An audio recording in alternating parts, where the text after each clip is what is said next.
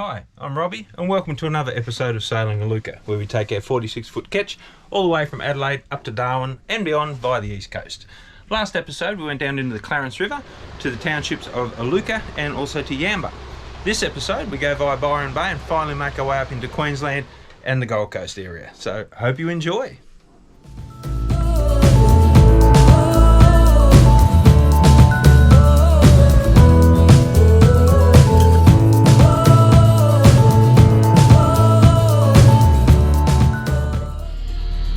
So this is our last night in Aluca, and the good old sunset's turning it on for us. Red sky at night. Sailor's delight.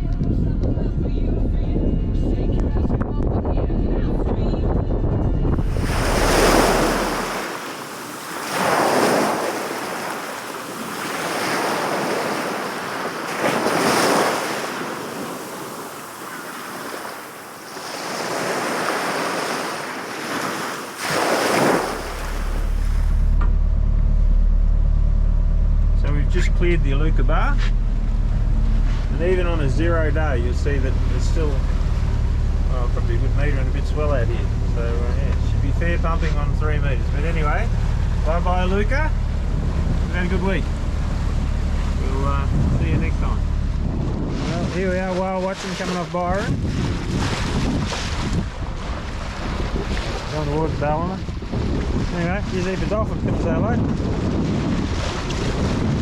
Here we go. Hey, fellas.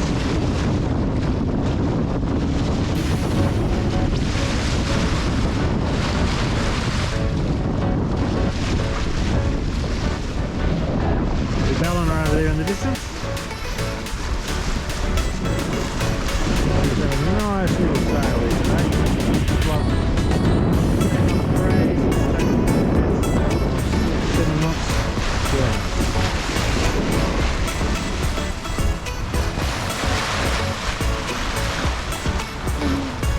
Hearing?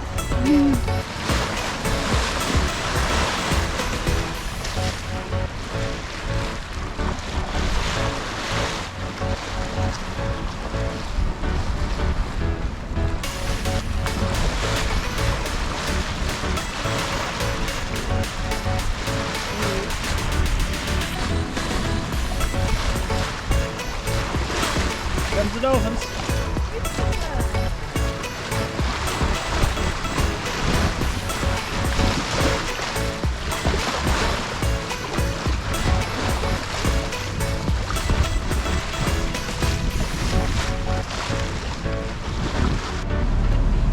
Oh, a couple of episodes we went past South Point down near Wattle Island, and that was the most southern tip of Australia. Well, we're just coming up to Cape Byron now, which is the most eastern point of Australia, and then later on we're going to go around Cape York, which will be the most northern part of Australia. So we're coming up to 2 out of 3, so here she comes. Cape Byron, straight up in front.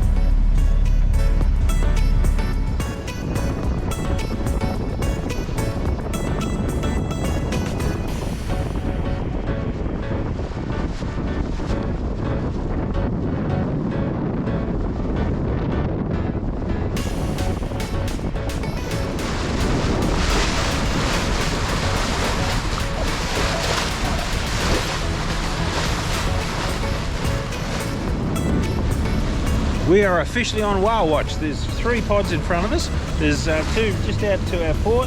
There's 2 to our starboard. There's some quite in front of us, pretty much directly in front of us. I'm not going to slow down. I'm not going to change course. I'm not going to do anything. These blokes are a lot smarter than what we are, and I reckon they can keep out of our way. So yeah, let's just sit back and enjoy the ride and see how close we can get to them. It'll all be up to them. We're not doing anything. We're just going to sneak through. Obviously, if they're up there and sitting on their way, we'll make evasive action, but otherwise we're just going to cruise. But they're all over the place here at Byron. I just saw it on jump out the back. Let's go.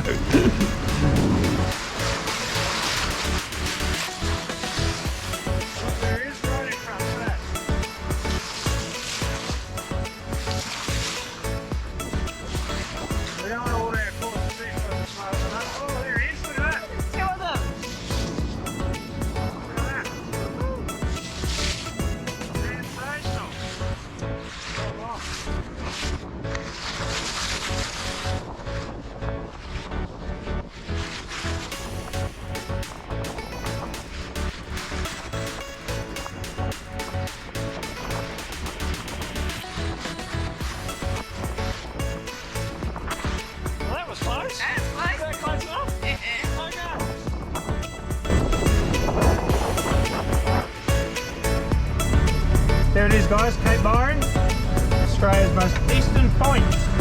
2 off the list.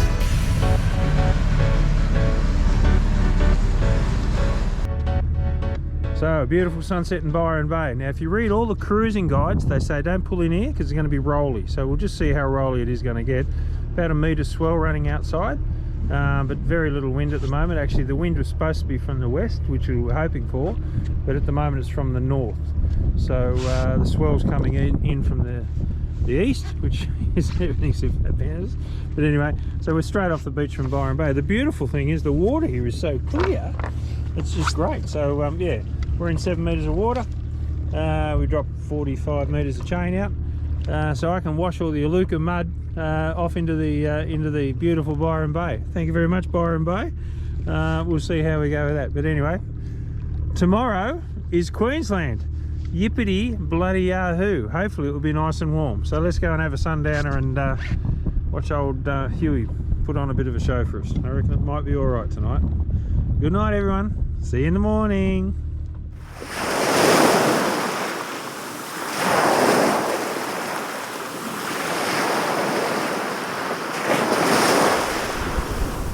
So as the sun rises in beautiful Byron Bay, here we are. And I just want you to, this is for our handy hints today, just want you to see, you can see that there is a slight swell running, all right? You just pick up that swell, just enough to be annoying. Now the problem with this particular anchorage, you read all the anchorage guides, and they just tell you it's a very rough, bumpy anchorage.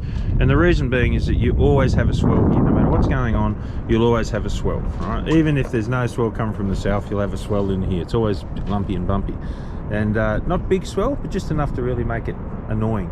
And you always seem to sit beam on it for some reason, so it really does start to rock you around. So today's handy hint is if you've got a ketch, right, drop up the mizzen, stick the mizzen up, right? You can only do this on a ketch, right? So during the night what we did, we stuck the mizzen out, right, and then we've tied it off on one side, right? And the reason was so the wind would catch that and it'd kick the arse of the boat around, right? So it'd kick the arse of the boat around enough so this swell was stern on, right? Now it doesn't fix the problem 100%, but geez, I tell you what, it makes it a lot more comfortable. So we actually got quite a good night's sleep, yeah, which is good. But yeah, it's just a trick, this one, just for all those club Ketch members, right? The guys have got real Ketch boats. So yeah, look, there's a lot of other advantages about Ketches as well, which we'll go into later. Yeah, I'm not going to go into the debate sloops versus Ketches versus catamarans and all that sort of stuff. As long as you've got your boat out on the water, you're having fun, that's all that matters. But this does work. Like, so there you go, we just got the mizzen out to one side, right, and you see that's kicked us around enough, so our arse is now facing into the swell, right, or at least on a 45, which is a damn sight better than being on a beam, I'll tell you now. So yeah, that's it, that's your hint for the day. Enjoy.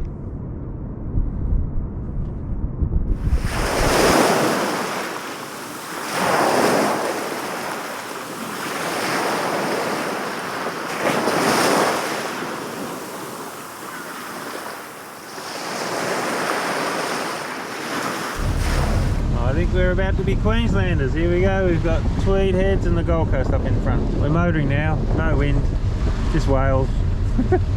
And lots of little fishing boats out here. Yeah, no. So welcome to Queensland, bring on the sun.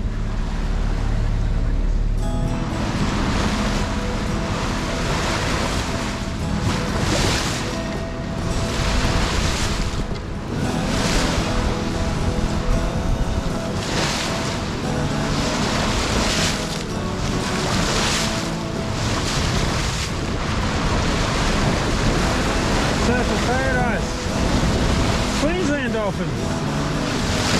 Crazy fellas.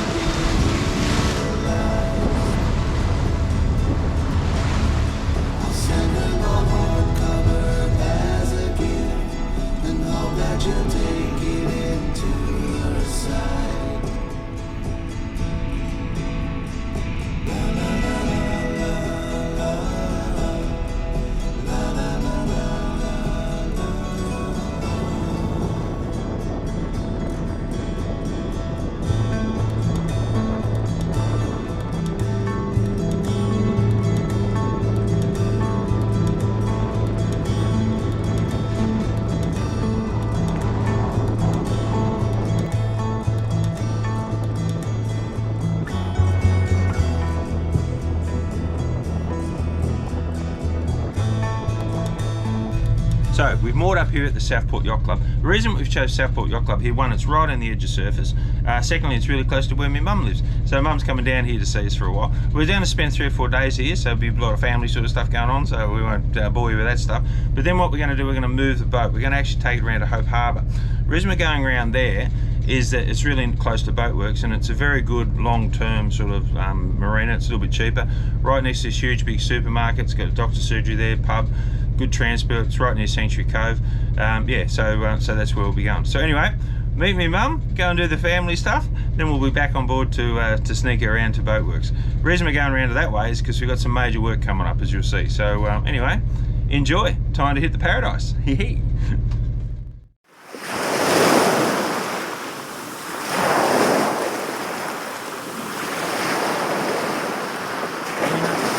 Marina here in Port Stephens, and guess what I found? I found Aluca's little brother, right? A Jarkin, little Jarkin. These are great little boats, and it's so good that we're in the Jarkin Club. So I've bailed up the guys that are running this thing at the moment, and we're going to have a quick look over it. It's a sensational little boat, absolutely brilliant. Okay, so me and Andrew just bombarded on board. Paul Jones, how are you, mate? Welcome. Thank you very much. It's so good to be on a Jarkin.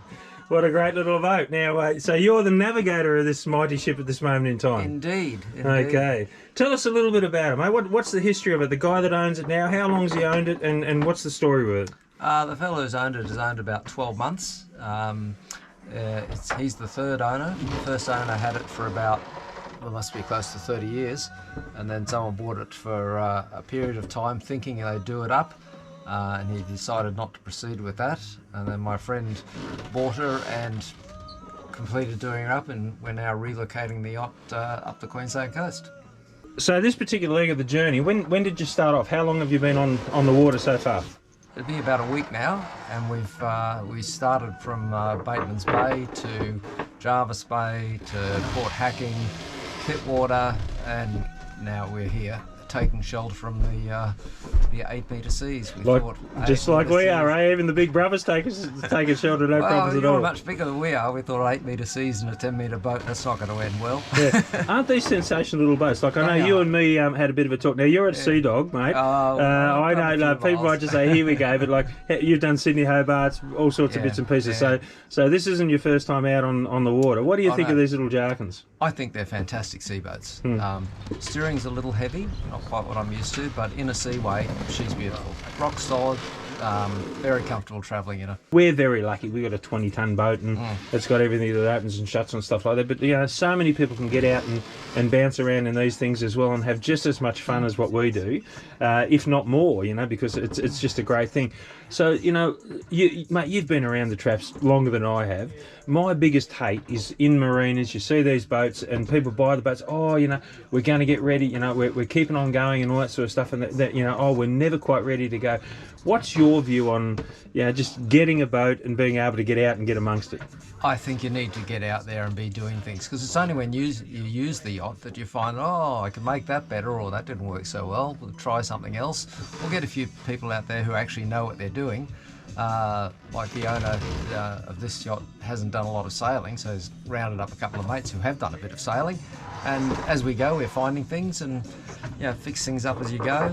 It's a yacht, things are going to fail, that's how life is, so you fix them up and carry on. Yeah, absolutely.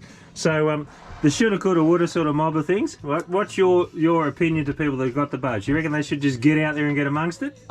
Absolutely. Make sure you do it safely. Safety number one. And have people who can give you their advice, the benefit of their experience, and get out there and try it. You know, the sea can be unforgiving, so that's why you need to be prepared. But once you're ready to go, take small steps, and then do a day trip, an overnight trip, and suddenly you'll go, oh, I wonder what's around that headland, or the headland after it, and suddenly you're doing the Australian coast. Good words from an old sea dog. So here you go, mate. Look, thank you so much. Thanks for coming on, letting us come on board. Now, the good thing about this is that we know where the beer fridge is. So bye, everybody. We're going to get here before the owner gets back. We're going to open up the beer fridge and have a good time. But, like, yeah, there you go. Get amongst it. Hope you enjoyed this little boat. Thank you. Well, here we are in Southport, and I've got a visitor on the yacht. Guess who come to see me? It's me mum. Hello, mum. Oh, I love it. How are you? So, Good. now, how old are you? 88. 88, and she got down onto the boat and had a good old look. So good on you. So yeah, we're just going to show her around. We've done the official tour. She's been up the front and down the back and all that sort of stuff, which goes to the point. We're going to give you guys an official tour of the boat too pretty soon. So maybe our boat will feature in the very near future. But anyway, I can't do it now. I've got to see me mum.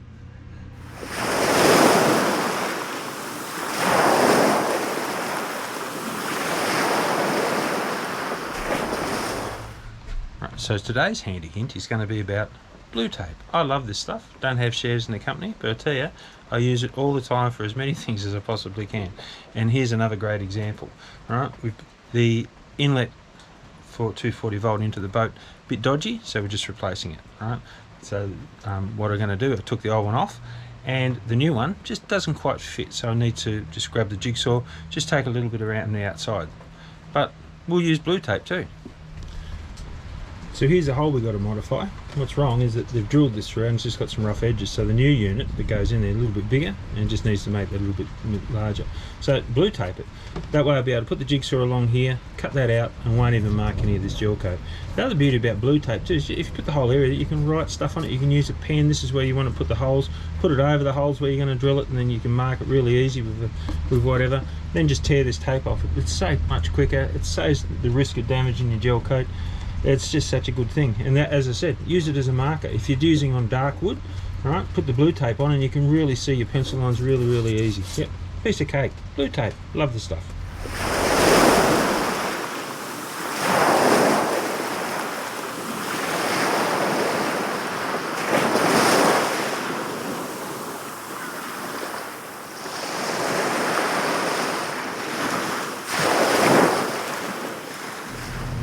Okay, so another beautiful morning here in Surfers Paradise. So we're just departing the berth now. Dander up there with the saucers on.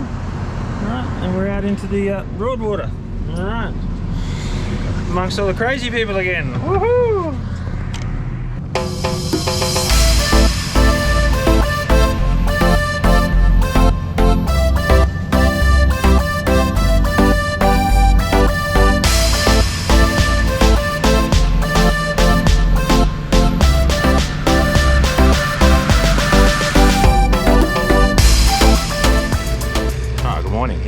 By the Marina. Just going to go for a little jaunt. So we're leaving the boat and just going to go over to Boatworks. We're going to run up the canal. It's a lot easier just running up the canal than what it is to get on the bus and go around and all that sort of stuff. Go over there, just going to sort out getting the boat lifted. One of the other joys that we're going to do. So yeah, it's got about 5 days. I think I've organised the guy. So just going to go over there and get the lift organised, get the guy to work on it. I've got to service the gory prop.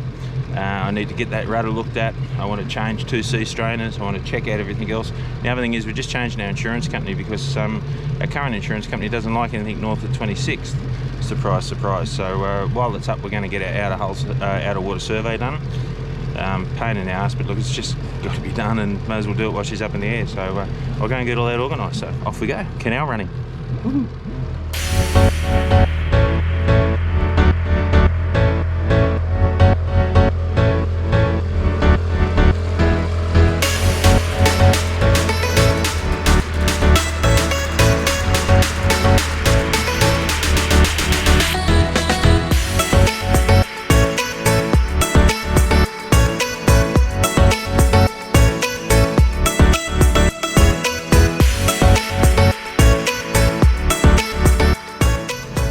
Okay, well I've just been ashore and I've seen the guys who are going to work on the boat and all that sort of stuff, and yeah, this place is just unbelievable here how big it is, honestly, and they're so helpful. So this is where we've got to bring the boat in on my own. That'll be fun, but it's just huge. It's they've got everything here from a bobby pin to a bulldozer, I reckon. So yep, you're very confident that we'll be getting looked after here. Quite cheap to get pulled out too, 600 return, $100 a day roughly, you may as well say. And even give you courtesy cars, 3 hours at a time. They'll run you up to the train station. Can't do enough to help you. Yeah, looking forward to it. Should be a nice easy haul out. Interesting thing, he's going to be bringing it down here on its own. But anyway, see how we go. All right, all good. Let's go and have some fun in the interim. So that's about all we've got time for this episode, but stay tuned because next episode we're going to be lifting her out of the water, getting a heap of work done and getting her all ready for our next part of the adventure heading north. I hope you enjoyed. I hope you enjoyed this one. Don't forget, like us, share us, stay safe. We'll see you out on the water. Cheers.